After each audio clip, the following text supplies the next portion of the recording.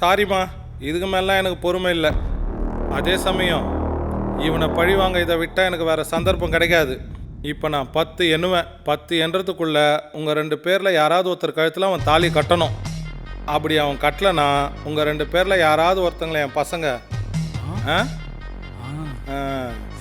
பார்த்துக்கோங்க. 1 2 3 4. ஐயா தகப்பா,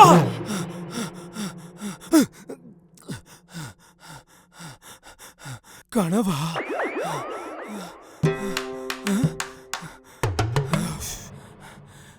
கனவா கண்டேன்.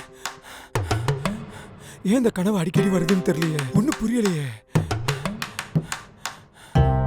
பயந்துட்டேன். தூங்குவோம்.